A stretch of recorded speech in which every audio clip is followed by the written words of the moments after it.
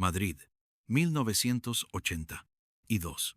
La lluvia, eterna cómplice de las ciudades desveladas, golpeaba los cristales de la hemeroteca municipal con una cadencia cansina, rítmica, como el latido anómalo de un corazón enfermo. Ricardo Marín, con el cuello de la gabardina subido y el cenicero de su mesa ya desbordado, pasaba las páginas amarillentas de los periódicos con la desgana de quien busca algo que sabe que no existe. Su editor le había endosado la tarea de buscar anécdotas curiosas sobre Madrid de cara al Mundial de Fútbol. Una pieza de color, superficial, tan vacía como la copa de coñac que se bebería al llegar a casa.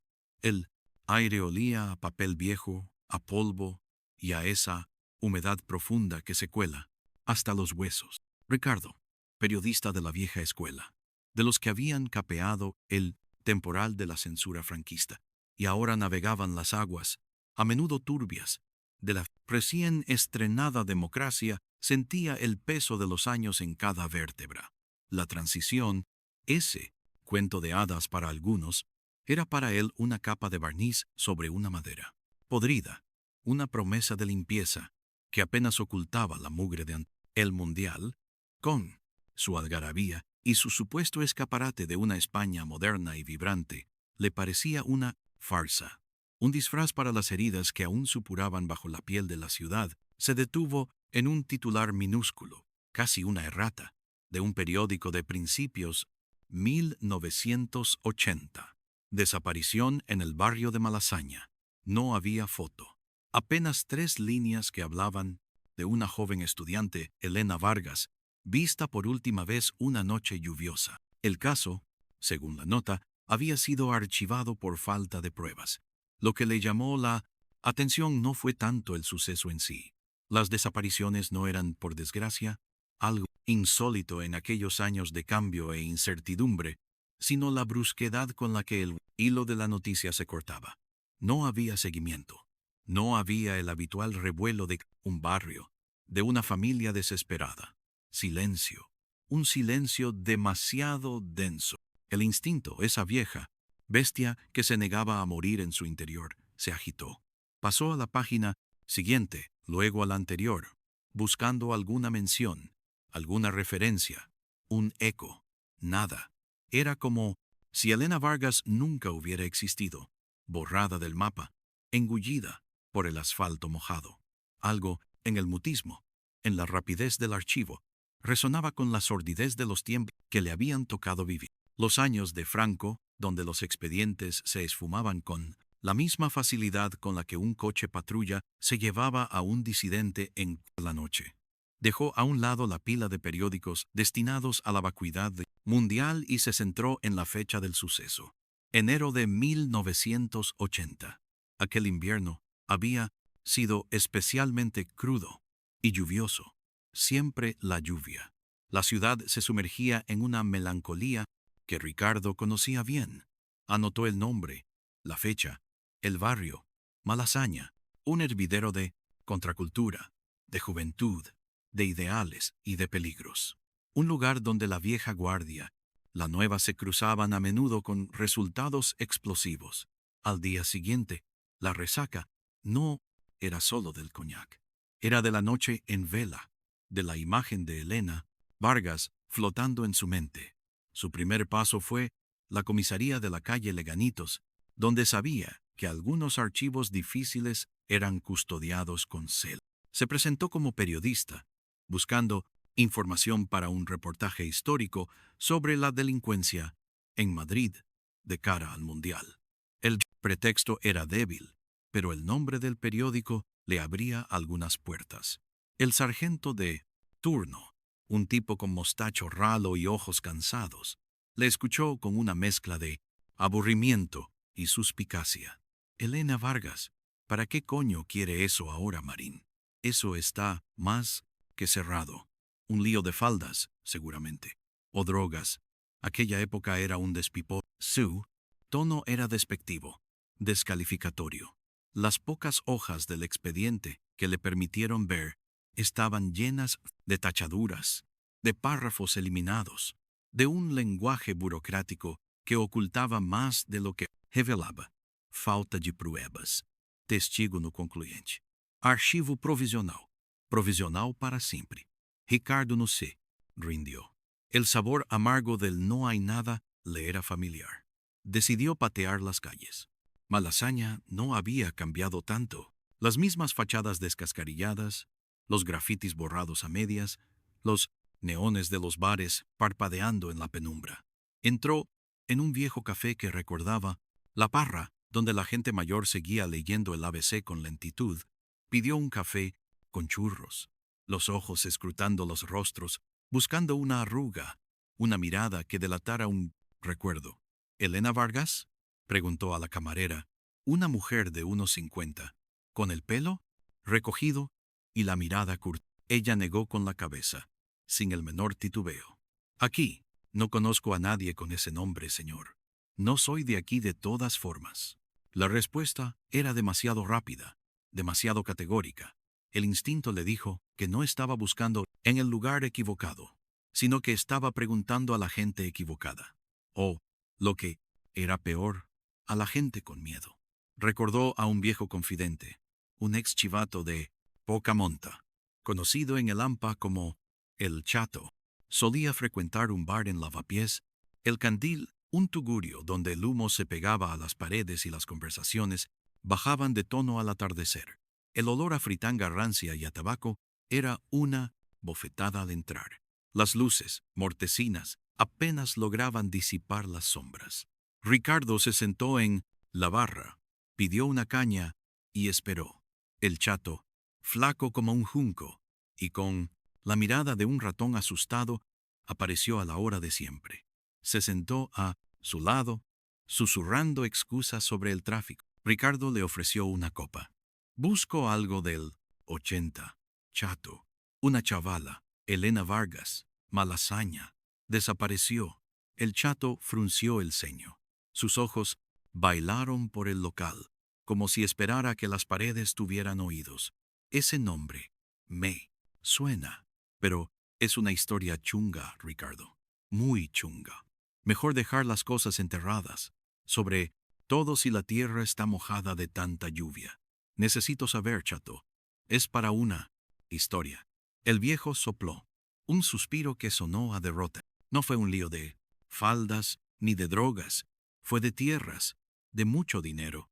La chavala esa era de las que creían en cambiar el mundo. Protestaba por lo de Operación Sol. ¿Te acuerdas? Ricardo asintió. Operación Sol. El nombre le hizo un clic en la memoria. Un ambicioso plan urbanístico, impulsado por el nuevo ayuntamiento para modernizar el centro de Madrid de cara al Mundial. Nuevas plazas, edificios de oficinas, un macrocentro comercial. Había habido polémica en su momento, quejas de vecinos por expropiaciones forzosas y cambios de uso de suelos sospechosos. Pero la euforia del Mundial había sepultado las críticas. La chavala y sus amigos se metieron donde no debían. Tocaron a gente gorda, Ricardo, a los de antes, pero con corbata nueva, y a los de ahora, que querían hacer fortuna rápido. El Chato se encogió los de hombros, la mirada fija en su vaso. Se rumoreaba que tenía papeles, pruebas, vaya, cosas que no debían salir a la luz. ¿Y qué pasó con ella? El Chato bajó la voz hasta casi un murmullo inaudible. Se la llevaron, los grises, o los que actuaban como ellos. Un comisario, de los viejos. Se decía que lo trajeron a Madrid para limpiar la ciudad, limpiar de gentuza y de testigos incómodos. El nombre de un comisario de la vieja guardia rondaba la cabeza de Ricardo. Un tipo famoso por su dureza, por su mano de hierro durante la dictadura. Morales. El comisario Morales, retirado, pero su sombra aún era larga. Ricardo le dio una moneda al Chato. Gracias. Por lo menos ya tengo un hilo. Cuidado, Ricardo, dijo el Chato, sus ojos inyectados en sangre. Los hilos de araña son traicioneros. Y esta tela, amigo, sigue viva. El Chato había soltado la primera hebra. Operación Sol. Comisario Morales. Ricardo sabía que el caso de Elena Vargas no era un simple suceso. Era el nudo de una madeja más grande, un reflejo de la oscuridad que se negaba a desaparecer con la luz de la democracia. El Mundial, con su brillo falso, era solo la cortina de humo perfecta. Los días siguientes, la lluvia no cesó. Ricardo, armado con el vago dato de Operación Sol, se sumergió en los archivos del periódico, buscando recortes de prensa de 1979 y 1980 relacionados con el proyecto urbanístico. Encontró artículos sobre las protestas vecinales en Malasaña, sobre la compra de terrenos a precios irrisorios, sobre la rapidez con la que se aprobaban los planes sin apenas debate público. En medio de todo, una fotografía en blanco y negro de una manifestación. Entre la multitud, reconoció un rostro joven y decidido. Elena Vargas. Sostenía una pancarta garabateada con la leyenda: "Nuestros barrios no se ven". La imagen de la muchacha, desafiante bajo un cielo plomizo, se le clavó en la memoria. No era una víctima de un arrebato de pasión. Era una activista, y su desaparición no era un accidente. Era un mensaje. Decidió ir a Malasaña de nuevo, no al café, sino a los callejones, a los portales antiguos. Buscó a los vecinos que se habían opuesto a Operación Sol. No fue fácil. La mayoría se había mudado o se negaba, pero encontró a una anciana, doña Carmen, en un pequeño piso de un patio interior que olía a humedad y puchero. Doña Carmen, con el rostro surcado por las arrugas y los ojos de un azul desvaído, al principio se mostró reacia. «Ya no quiero recordar, señor. Es muy doloroso». Pero Ricardo, con paciencia, le habló de Elena, de la injusticia, del silencio. La lluvia, fuera, repiqueteaba en el tragaluz, acentuando la intimidad sombría del momento. «Elena era como una hija para mí», dijo doña Carmen, la voz rota. «Una joven con tanto espíritu. No se callaba ante nada. Y eso, en esta España, es un pecado mortal», confirmó las sospechas de Ricardo. Elena había estado investigando los tejemanejes de Operación Sol. Había descubierto que el ayuntamiento había vendido terrenos públicos a una empresa constructora, Edificaciones Gallardo, por debajo de su valor, y que los mismos consejeros que habían votado a favor de la venta tenían participaciones en la constructora. Un clásico. Elena había recopilado papeles, susurró doña Carmen. Copiaba documentos, planos, contratos. Decía que tenía pruebas irrefutables. Iba a llevarlo a un periódico, a desenmascarar a esos ladrones. Se detuvo, una lágrima resbalando por su mejilla, pero nunca llegó a hacerlo. La noche antes de su reunión con un abogado, desapareció. La policía vino, nos preguntó cosas, pero no hicieron nada. Nos dijeron que se había fugado con algún novio, que era una hippie descarriada. El miedo de doña Carmen era palpable. Poco después, mi hijo perdió su empleo en la constructora municipal. Mi nieto fue expulsado de la universidad. Nos dejaron claro que no debíamos preguntar, que si seguíamos escarbando, las cosas se pondrían mucho peor. La amenaza era real. No se trataba solo de dinero, se trataba de poder, de la impunidad de los que creían estar por encima de la ley, arropados por la transición. Ricardo se despidió de doña Carmen, la promesa tácita de no olvidarla grabada en su corazón. Ahora tenía nombres: Edificaciones Gallardo y el fantasma del comisario Morales. La siguiente parada fue la sede de Edificaciones Gallardo, un edificio moderno en la Castellana, reluciente y frío, ajeno a la lluvia que empapaba el resto de la ciudad. Ricardo sabía que no obtendría nada oficial, pero quería ver al dueño, Emilio Gallardo, el rostro visible de la corrupción. Una secretaria rubia y gélida le informó que don Emilio estaba fuera de la ciudad. Ricardo insistió. Solo quiero hacer una pregunta sobre un antiguo proyecto urbanístico. Operación Sol.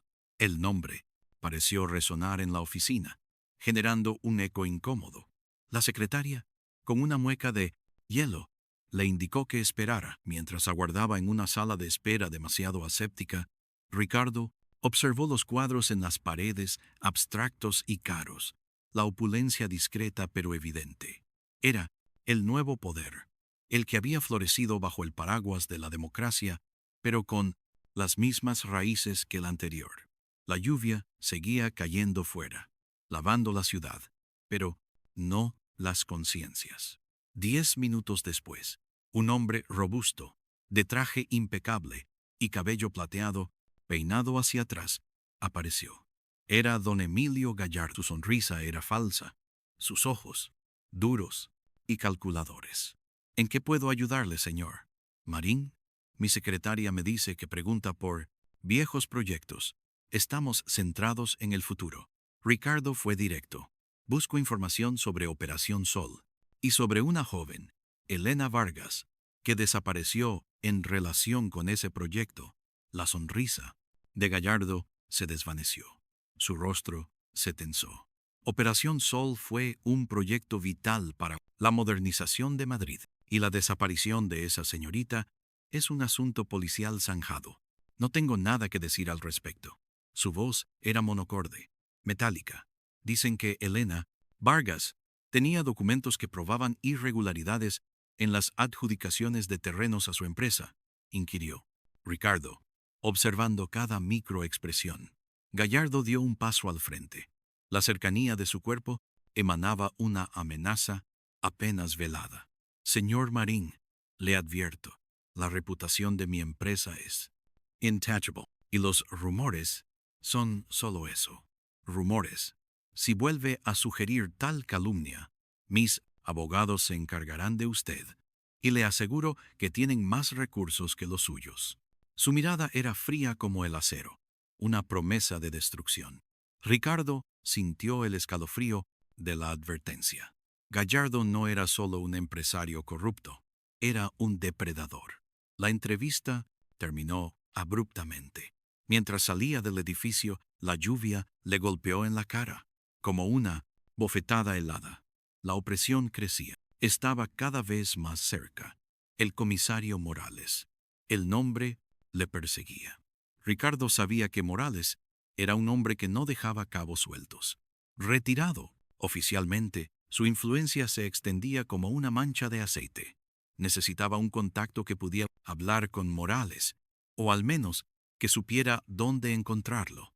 Se le ocurrió un nombre: Inspector Ruiz, un policía que había conocido en sus años mozos, un hombre de ideales, en una institución que a menudo carecía de. Ruiz había sido un joven idealista, y Ricardo recordaba un par de conversaciones en las que el inspector había expresado su desilusión con la Nueva España que, a su juicio, había heredado los vicios de la vida antigua. Encontró a Ruiz en una pequeña tasca cerca de la calle Fuencarral, tomando un vino con un bocadillo de calamares. El inspector había envejecido, pero sus ojos conservaban chispa de la honestidad, aunque ahora velada por la resignación. Ricardo, ¿qué te trae por aquí? ¿Vienes a contarme historias de crímenes pasados? Bromeó Ruiz, pero su tono era melancólico. Historias de crímenes que no pasaron, o que la historia oficial decidió que no pasaron, respondió Ricardo, pidiendo un vino para sí. Busco al comisario Morales y a una chavala, Elena Vargas, del 80. Operación Sol.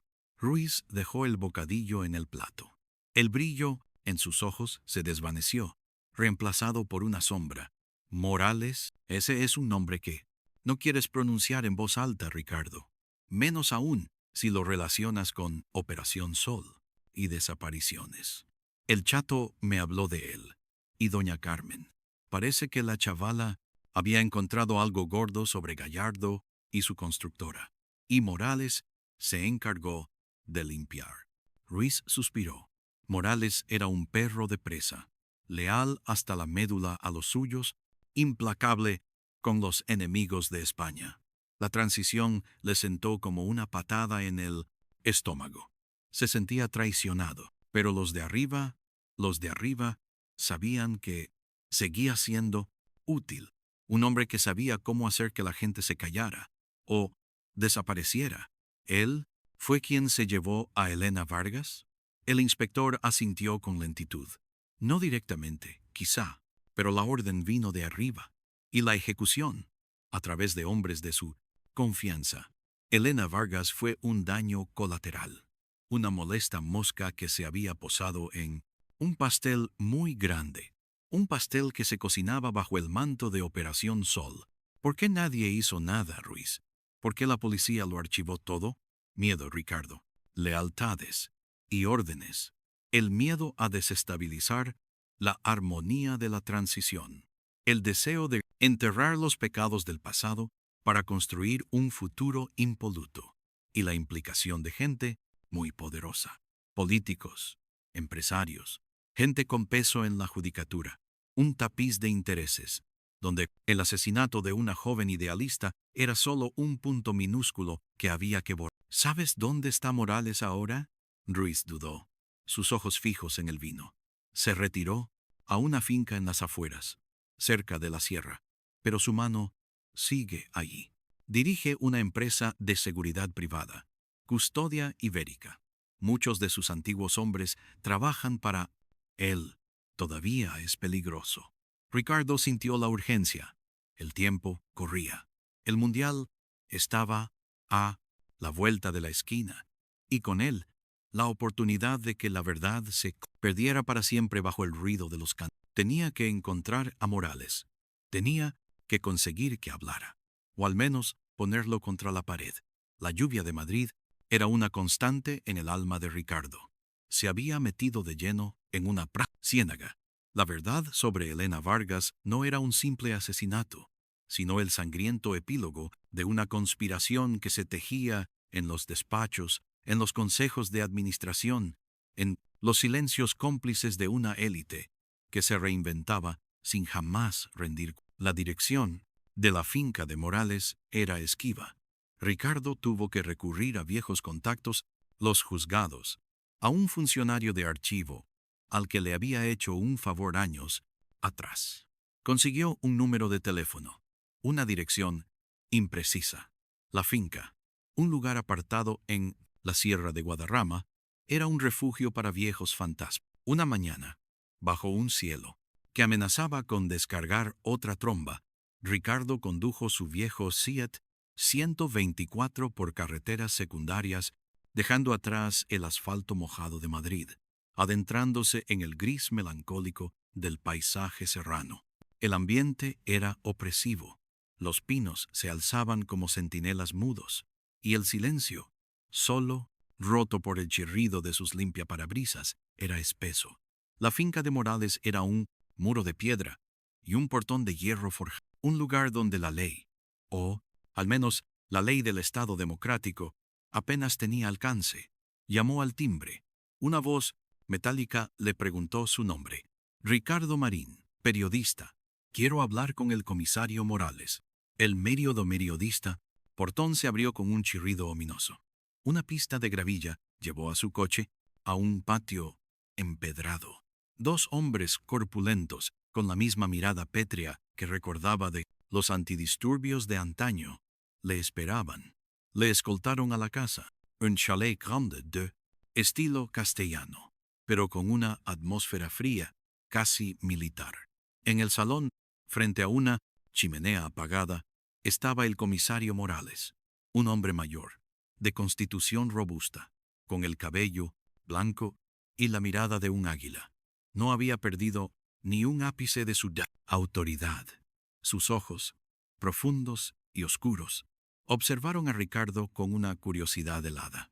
Así que, Marín, el periodista Marín, pensé que ya estaría jubilado, escribiendo memorias sobre la gloriosa época. La voz de Morales era grave, rasposa, como piedras rodando. Solo busco la verdad, comisario. La verdad sobre Elena Vargas y sobre Operación Sol. Morales sonrió, una mueca carente de alegría. La verdad Es un concepto elástico, Marín, y peligroso. Sobre todo, si te metes en las cloacas donde se fraguan las grandes historias de esta nación. ¿Crees que un país se construye con la verdad? No, Marín. Se construye con cemento, con intereses y, a veces, con silencios necesarios. Ricardo notó el peso de las palabras. Morales no se defendía, se jactaba. Elena Vargas encontró documentos que implicaban a edificaciones Gallardo y a políticos corruptos en la venta de terrenos públicos, dijo Ricardo, tratando de mantener la calma. Usted la hizo desaparecer. La mataron para silenciarla. La sonrisa de Morales se amplió, revelando dientes amarillentos. Esa muchacha era una idealista, un estorbo, una amenaza para la quería derribar lo que estábamos construyendo. Y había que evitarlo. ¿Usted cree que se puede pasar de una dictadura a una democracia sin derramar una sola gota de sangre? Ingenuo. La sangre siempre se derrama. La de los idealistas, la de los que no entienden cómo funciona el mundo. Era una lección. Para ella, para sus amigos y para usted, Marín. Sí, no tiene cuidado. ¿Y Gallardo? ¿Él fue quien dio la orden? Morales se encogió de hombros. Gallardo era un empresario ambicioso. Quería hacer fortuna, como tantos. Y yo era el hombre que ponía orden. La ciudad se preparaba para ser el escaparate del mundo. No podíamos tener a 4 alborotadores armando ruido. Se eliminó el problema, con la discreción que el momento exigía. El comisario se levantó, su figura imponente. Esos documentos de los que habla se los quedó ella, o eso creíamos. Si los encontró, se los llevó a la tumba. Y la tumba, Marín, es un lugar muy silencioso. ¿Dónde está su cuerpo, comisario? Morales le miró, sus ojos como témpanos de hielo. Algunos secretos, Marín. Es mejor que se queden bajo tierra. Por el bien de todos. Vuelva a su mundial, a sus anécdotas. Deje a los muertos en paz. O pronto será usted uno de ellos. Las palabras de Morales no eran una amenaza velada. Eran una promesa. Ricardo sintió el frío acero del miedo, pero también la rabia. La rabia de saberse en presencia de la impunidad más absoluta. Los hombres de Morales le escoltaron de vuelta a su coche. Mientras se alejaba, vio por el retrovisor la figura del comisario de pie, la puerta, observándole. La lluvia había comenzado de nuevo. La verdad era cruda, brutal. Elena Vargas había sido silenciada por una red de poder y corrupción que había echado raíces profundas, que había sobrevivido al cambio de régimen y se había adaptado, camuflado. El comisario Morales, la mano ejecutora, Emilio Gallardo, el beneficiario, y una constelación de políticos y funcionarios corruptos, los instigadores. El mundial era la excusa, el ruido, la distracción perfecta. Ricardo volvió a Madrid con la cabeza dando vueltas. La lluvia persistía, empañando los cristales, borrando los contornos de la ciudad. Era como si el propio Madrid llorara sus secretos. No tenía el cuerpo de Elena. No tenía los documentos. Solo la confesión implícita de un hombre sin remordimientos y el testimonio de testigos aterrorizados. ¿Era suficiente para una noticia? ¿Para una verdad que se tragara el periódico? Sabía que si intentaba publicar la historia completa tal como la había desentrañado, sería un hombre muerto, o al menos su carrera sería destruida. Sus fuentes correrían peligro. La red era demasiado fuerte, pero tampoco podía quedarse callado. Se sentó en su oficina, la máquina de escribir frente a él, un paquete de tabaco y un vaso de whisky a su lado. El olor a papel mojado y nicotina llenaba el aire. La ciudad entera parecía un lamento. Empezó a escribir, no el reportaje sensacionalista que destapara el crimen en toda su magnitud. No, escribiría algo más sutil, más insidioso. Un reportaje sobre la Operación Sol, sobre la fiebre urbanística de Madrid de cara al Mundial. Describiría las expropiaciones dudosas, la venta de terrenos por debajo del valor de mercado, los repentinos enriquecimientos de ciertos empresarios y políticos.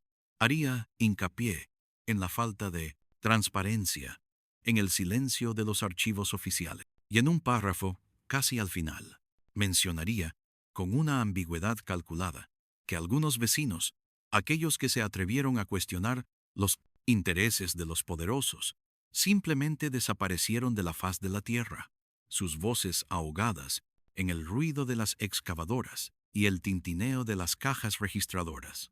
No mencionaría a Elena Vargas por su nombre, pero los que supieran leerían entre líneas. Los que tuvieran algo que ocultar sentirían el aguijón.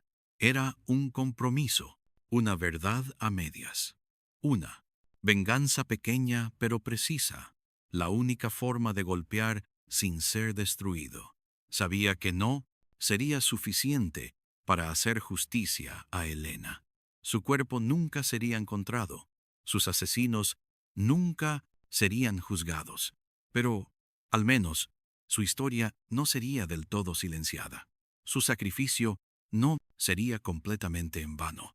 Terminó el artículo al amanecer, cuando la lluvia, por fin, comenzó a amainar. Las calles de Madrid relucían, espejos rotos bajo un cielo que prometía un día plomizo pero sin precipitaciones. El Mundial, con sus banderas y sus ilusiones, estaba a punto de comenzar. Ricardo entregó su reportaje. Su editor, un hombre práctico, lo leyó con el ceño fruncido. Es incisivo, Ricardo. Demasiado. Me huele a problemas. Pero la sutileza era tal, y las acusaciones tan generales, que no había nada que pudiera ser denunciado por calumnia directa. Lo publicó. El día de la inauguración del Mundial, Madrid era una fiesta de colores y cánticos. El sol, por un milagro inesperado, se había asomado entre las nubes. Ricardo observó el bullicio desde la ventana de su oficina, el ruido de la celebración ahogando el eco de la lluvia que había sido su compañera durante semanas. Su artículo había salido, había generado algún revuelo, algunos comentarios en voz baja, pero nada que eclipsara la euforia de Emilio Gallardo y el comisario Morales seguirían impunes, disfrutando de su poder y su dinero. La Operación Sol había sido un éxito para ellos. Elena Vargas seguía siendo un fantasma.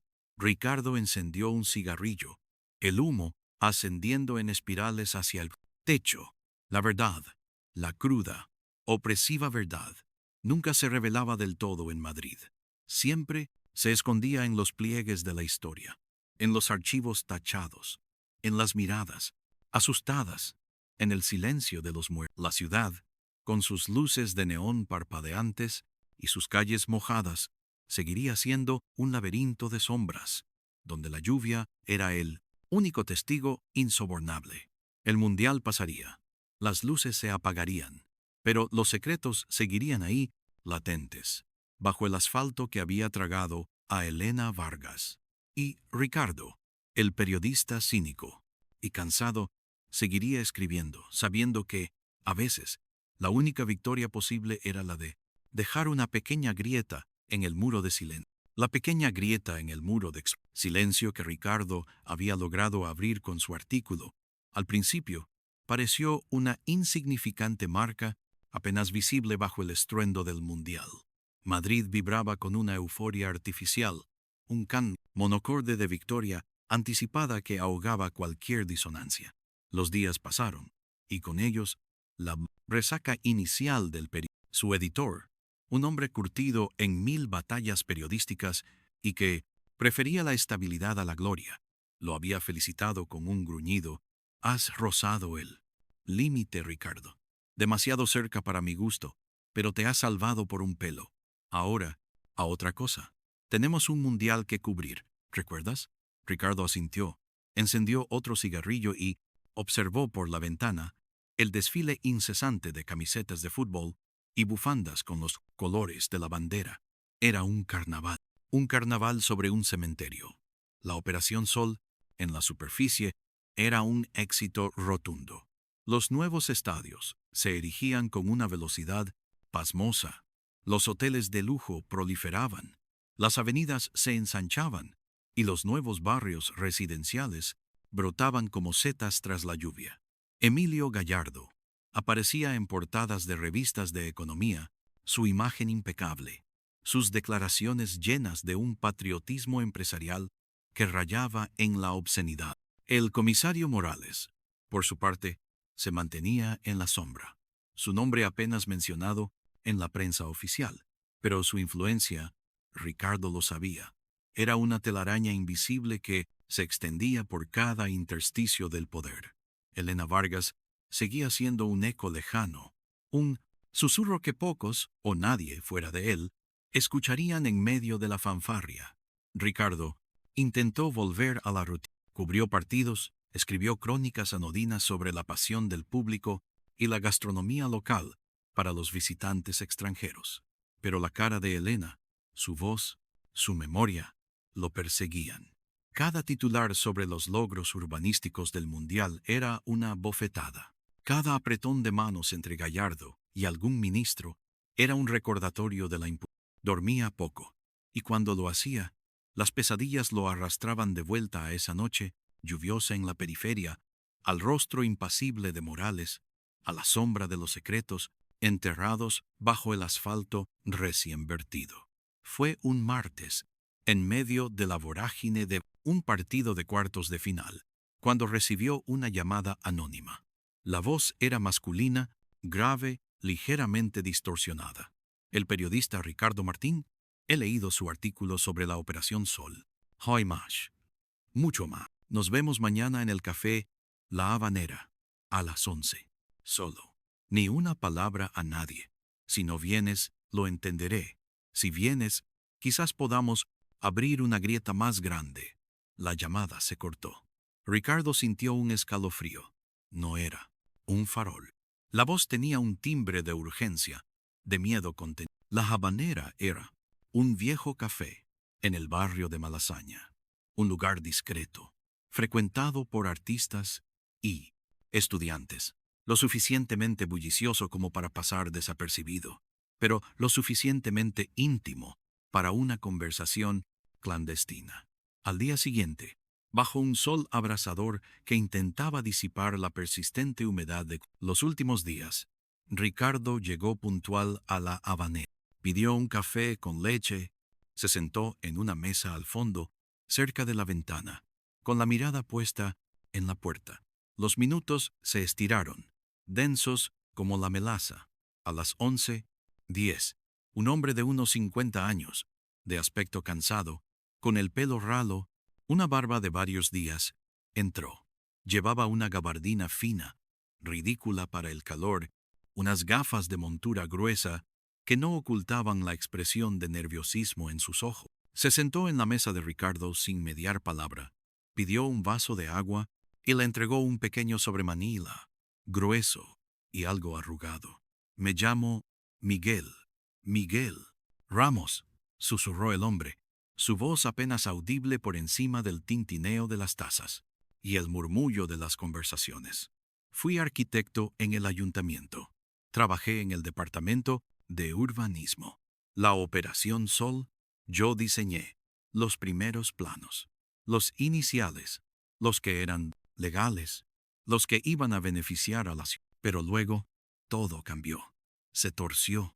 Ricardo abrió el sobre con cautela. Dentro había planos, memorandos internos, copias de actas de reuniones y, lo más sorprendente, una serie de fotografías aéreas de terrenos antes y después de su recalificación. Los documentos estaban fechados, algunos con anotaciones a mano. No eran el tipo de documentos que se esperaría encontrar en un café de Malasaña. Eran pruebas, silenciosas, pero contundentes, de un fraude colosal. Miguel bebió un sorbo de agua. Sus manos temblaban ligeramente. Esas fotografías muestran terrenos agrícolas, de poco valor, que de la noche a la mañana se convirtieron en suelo urbanizable de primer orden. Los propietarios originales, gente humilde, agricultores, pequeños vecinos, fueron expropiados por una miseria. Luego, esos mismos terrenos, ya recalificados, se vendieron a empresas fantasma, vinculadas a, bueno, usted ya sabe a quién, por precios irrisorios. Why, al día siguiente, esas empresas las vendían a Gallardo por 10, 20 veces su valor. Un ciclo perfecto, legal en apariencia, pero podrido hasta la médula. Ricardo repasó los planos, su mente trabajando a toda velocidad. Los números, las fechas, los nombres de las empresas interpuestas. Todo encajaba con su hipótesis original. ¿Por qué hace esto, Miguel?, preguntó, su voz más suave de lo habitual. Miguel suspiró, un aliento cargado de hastío y remordimiento. Porque no puedo más. Vi cómo pisoteaban a la gente. Vi cómo se destruían barrios enteros, comunidades. Gente que llevaba generaciones viviendo en sus casas, expulsada por un puñado de monedas. Me amenazaron, me apartaron, me silenciaron. Pero su artículo, cuando lo leí, sentí una punzada. La de que no todos habían olvidado. La de que alguien, al menos, estaba intentando arañar la superficie. Y la de esa frase, aquellos que se atrevieron a cuestionar los intereses de los poderosos simplemente desaparecieron. Esa frase me persigue. Conozco a gente que desapareció, señor Martín. Conozco a gente a la que le arrebataron todo. Y sé que Elena Vargas no fue la única. Fue la más visible quizás, la que más ruido hizo, pero no la única. Miguel continuó hablando durante una hora, desgranando los entresijos de la Operación Sol con una precisión escalofriante. Explicó cómo el cambio de régimen, lejos de purgar la corrupción, había sido aprovechado por los mismos elementos para afianzarse aún más, camuflados bajo nuevas banderas. Los archivos originales de los proyectos, los que contenían las valoraciones justas, los planos que beneficiaban a la comunidad, habían sido extraviados, sustituidos por versiones adulteradas que legitimaban el saqueo. Los funcionarios que se negaron a colaborar fueron transferidos, jubilados anticipadamente o, simplemente, olvidados. Era una maquinaria perfecta, Ricardo, bien engrasada, una red que se extendía desde las oficinas municipales hasta los ministerios, con ramificaciones en la policía y la judicatura. Un monstruo. Y el mundial fue la excusa perfecta para que se diera el festín. Mientras Miguel hablaba, Ricardo se dio cuenta de la magnitud de la historia. No era solo un asesinato, era un sistema. Elena Vargas había sido solo una víctima, pero su caso era la punta de un iceberg de podredumbre que se extendía por toda la ciudad. Los documentos de Miguel no contenían ninguna confesión de asesinato, pero sí el mapa de la avaricia que había llevado a él. La conexión era innegable. La rabia, contenida durante semanas, empezó a bullir de nuevo en su interior. ¿Tienes más pruebas, Miguel?, preguntó Ricardo. Su voz tensa. Miguel asintió con la cabeza. En mi casa. Tengo copias de algunos expedientes, notas de reuniones, incluso grabaciones de conversaciones telefónicas, de cuando intentaba entender lo que estaba pasando, antes de que me apartaran. Pero el miedo se reflejaba en sus ojos. Pero es peligroso, Ricardo. Si se descubre que te he dado esta información, Ricardo miró fijamente. Lo sé, pero también sabes que no podemos quedarnos callados. Acordaron un segundo encuentro. Esta vez, Miguel prometió traer todo lo que tenía. Ricardo salió de la habanera con el sobre apretado contra su pecho, la cabeza ardiendo de ideas. El sol seguía, brillando. La algarabía del mundial llenaba las calles, pero para Ricardo, la verdadera historia de Madrid seguía siendo la de las sombras. Los días siguientes fueron una frenética carrera contra el tiempo. Ricardo y Miguel se reunieron varias veces, siempre en lugares diferentes, con precauciones casi paranoicas. Miguel, un hombre que parecía haber vivido con el miedo incrustado en el alma, se abrió poco a poco, revelando capas y capas de corrupción. Le entregó a Ricardo un disco duro lleno de archivos escaneados, informes periciales falsificados, actas de juntas de compensación manipuladas, contratos de obra con sobrecostes desorbitados, listados de cuentas bancarias en paraísos fiscales. Era una montaña de información, un auténtico laberinto financiero y urbanístico que Ricardo, con la ayuda de un amigo economista en excedencia que le debía un favor, empezó a desentrañar.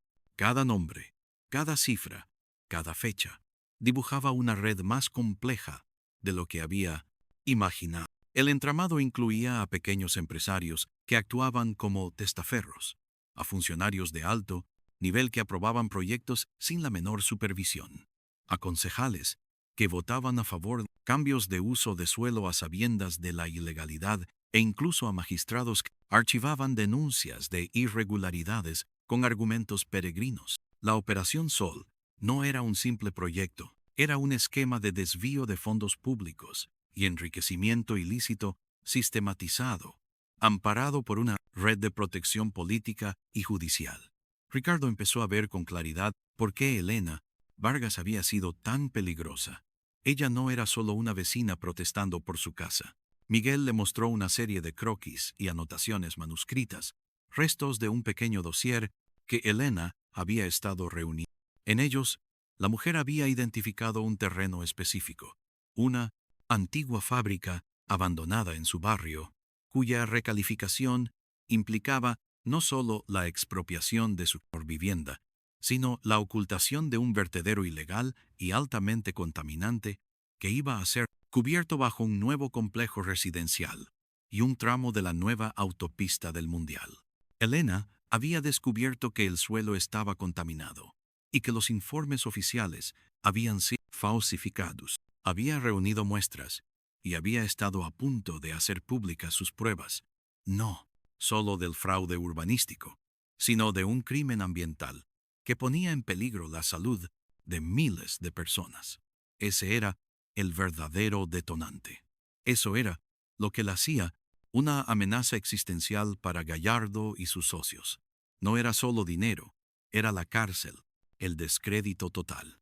Mientras Ricardo y Miguel trabajaban, la presión empezó a sentirse. No eran amenazas directas, sino sutiles advertencias. El ordenador de Ricardo sufrió un fallo inexplicable, borrándole parte de sus archivos.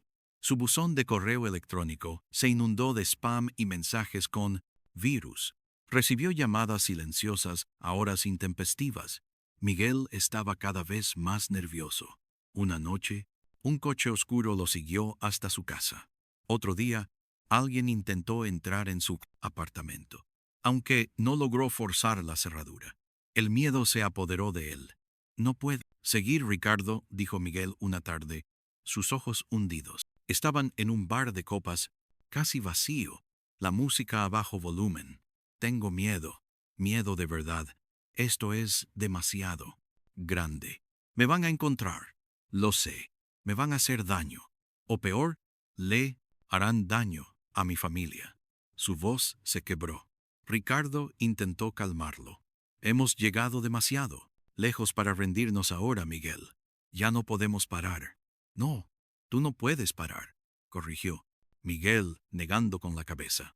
Yo sí, yo tengo que hacerlo. No puedo vivir así, sintiendo que en cualquier momento van a venir a por mí. Te doy todo lo que tengo. Te doy mis copias de seguridad. Lo he guardado todo en este USB cifrado. Te he mandado la clave por un correo desechable. Ya no tengo nada más que darte. Ya no sé nada más. Sacó de su bolsillo un pequeño USB, se lo deslizó a Ricardo por la mesa. Sus manos temblaban incontrolablemente. Si algo me pasa, prométeme que no te rendirás. Por Elena, por todos los que desaparecieron, por la verdad. Ricardo cogió el USB. No me rendiré. Lo sabes. Esa fue la última vez que Ricardo vio a Miguel Ramos. Días después supo que Miguel había desaparecido. La policía informó a su familia que se había marchado sin dejar rastro, quizás por problemas personales. La noticia no llegó a los periódicos, engullida por la euforia del Mundial que se acercaba a su final. Ricardo supo que no se había marchado voluntariamente. Miguel Ramos había sido silenciado, como él. Otra voz ahogada. La desaparición de Miguel, lejos de acobardar a Ricardo, lo impulsó. Ya no era solo una cuestión de ética periodística, era una promesa, una obligación moral. La información que Miguel le había proporcionado, sumada a lo que él ya tenía, era demoledora. Ricardo tenía ahora un dossier completo sobre la red de corrupción, desde la recalificación de terrenos hasta el blanqueo de dinero. Tenía los nombres, las fechas, las cuentas bancarias. Y lo más importante, tenía el móvil. Tenía la prueba de la contaminación del terreno y los informes falsificados. El asesinato de Elena Vargas era ahora solo una pieza más, brutal y terrible, en el complejo rompecabezas de la Operación Sol. Pero la pregunta persistía: ¿cómo publicar una historia así sin ser destruido? O, peor aún, sin poner en peligro a su propia vida, como le había sucedido a Miguel y a Elena. La red era demasiado poderosa, demasiado intrincada. Su editor, ya receloso, nunca publicaría algo tan explosivo sin pruebas irrefutables. Y esas pruebas eran demasiado peligrosas para sacar a la luz sin protección. Ricardo se encerró en su oficina. El mundial estaba a punto de terminar, y con él, la distracción perfecta. Las calles de Madrid seguían vibrando con el eco de los cánticos de los aficionados, pero debajo de esa fachada festiva, los cimientos de la ciudad crujían bajo el peso de los secretos.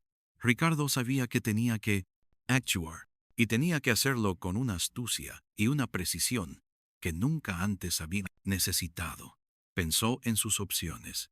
Podría contactar a un periódico internacional, pero la burocracia y la distancia podrían debilitar el impacto. Podría ir a la policía, pero el comisario Morales era la policía en este caso. La justicia oficial estaba comprometida. Solo le quedaba una opción: atacar de nuevo, pero esta vez, no con una grieta, sino con una explosión controlada. Pasó las noches y los días siguientes revisando cada documento, cada nombre, cada cifra.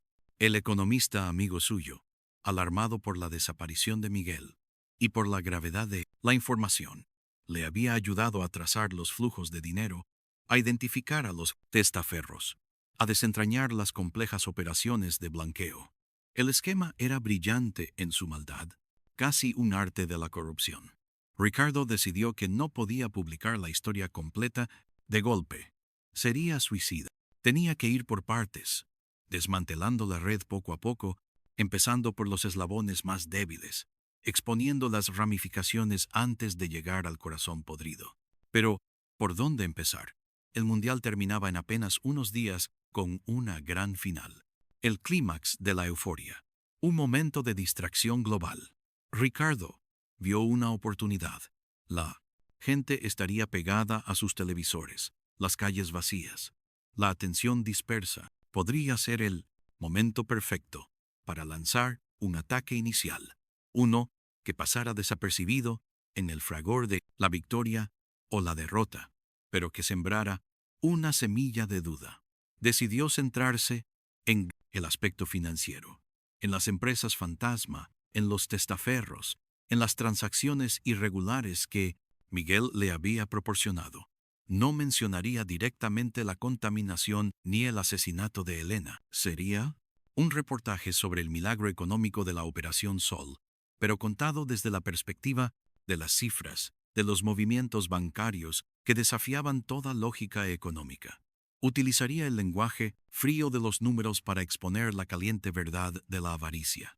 Ricardo pasó horas puliendo cada frase, eligiendo cada palabra con la precisión de un cirujano.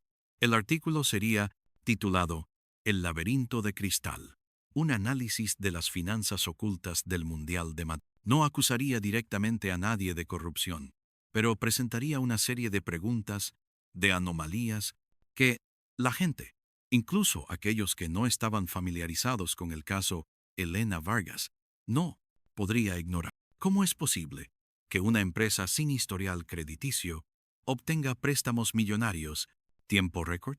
¿Quiénes son los verdaderos beneficiarios de los cambios de uso de suelo que multiplicaron por 20 el valor de ciertas propiedades?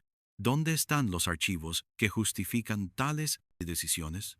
El reportaje se centraría en el movimiento de capitales de las empresas interpuestas, desgranando, una a una, las cuentas bancarias que habían recibido fondos de las expropiaciones, para luego transferirlos a otras cuentas en Luxemburgo, las Islas Caimán o Panamá, todas ellas convenientemente vinculadas a sociedades anónimas con nombres genéricos e ilocalizables. Pondría nombres y apellidos. Sí, pero solo a los de los eslabones más bajos de la cadena, aquellos testaferros o pequeños empresarios que creyeron que se estaban haciendo ricos sin saber que solo eran peones prescindibles en un juego mucho más grande. Les daría la oportunidad de hablar, de confesar. La estrategia en que de Ricardo era clara. No apuntaría al gran jefe, sino que cortaría las ramas más bajas del árbol para que empezara a tambalear. Expondría la mecánica del fraude, la prueba irrefutable de que algo estaba podrido en el corazón de la Operación Sol. Sería un ataque al sistema, a la impunidad, sin un objetivo claro en la superficie, pero con un mensaje devastador para aquellos que estaban detrás. Los instigadores de la Operación Sol, los beneficiarios, leerían entre líneas y sabrían que Ricardo tenía las pruebas, que había traspasado el velo de sus operaciones. Sentirían el aguijón. El artículo, de unas 3.000 palabras, era una obra maestra de la ambigüedad y la acusación velada. Lo terminó la noche antes de la final del Mundial. El editor, al leerlo, frunció aún más el ceño. Ricardo, esto es veneno. Es inteligente, lo admito. No hay una acusación directa de la que podamos ser demandados por calumnia, pero es un golpe bajo. ¿Estás seguro de esto? Volvemos a los problemas. Es la verdad, jefe, y es lo único que podemos publicar sin suicidarnos, respondió Ricardo, su voz firme. Si esto no abre los ojos a alguien, si esto no hace que empiecen a tirar del hilo, entonces nada lo hará. El editor, tras una larga pausa, asintió. Bien, lo publicaremos el lunes, al día siguiente del apunto final. Cuando la gente esté con resaca, cuando la euforia se disipe y la realidad golpee de nuevo. Quizás tengas razón, y este sea el momento adecuado. Pero te advierto, Ricardo, a partir de ahora, estás solo. Ricardo lo sabía. Había estado solo desde el principio, desde que Elena Vargas se convirtió en un fantasma que lo perseguía. La soledad era el precio de buscar la verdad en las sombras. La final del Mundial fue un espectáculo de luz y sonido, un ballet de cuerpos atléticos en un campo de hierba impecable. Madrid era un clamor. Las banderas ondeaban, los vítores llenaban el... Ricardo observó todo desde su oficina, la pantalla de televisión encendida en un segundo plano. No sentía emoción, solo una extraña calma antes de la tormenta. Su artículo salió el lunes en la sección de economía del periódico, camuflado entre análisis de mercados y pronósticos bursátiles post-mundial. La reacción inicial fue tibia. Algunos expertos económicos, algunos analistas financieros se hicieron eco de las extrañas anomalías que Ricardo había señalado. Hubo murmullos, comentarios discretos en las tertulias radiofónicas matinales, pero nada que eclipsara la resaca general del país por la victoria o la derrota de su equipo. Emilio Gallardo y el comisario Morales, por supuesto, leyeron el artículo. Ricardo imaginó a Gallardo, con su puro habano, repasando las cifras, y a Morales, con su mirada fría, desgranando cada palabra. Sabrían que iba por ellos. Sabrían que alguien, una vez más, había intentado levantar el velo, pero la sutileza de Ricardo, la falta de acusaciones directas, les impedía reaccionar de forma abierta. No podían demandar al periódico por calumnia sin delatarse, sin llamar más la atención sobre las anomalías financieras que Ricardo había expuesto con una precisión matemática. Se mantuvieron en silencio. Pero el silencio de los poderosos no significaba inacción. Ricardo lo sabía. Al día siguiente de la publicación, cuando salía de su casa, encontró una pintada en la puerta de su apartamento. Una calavera con una cruz. Alguien había dejado claro el mensaje. No era una amenaza directa, sino un recordatorio velado. Sabemos dónde vives. Sabemos quién eres. Sabemos que sigues excavando. Ricardo no se inmutó. La calavera era un aviso, sí, pero también una confirmación. Su artículo había golpeado. No. Había provocado un terremoto, pero había sembrado el pánico en las trincheras del poder.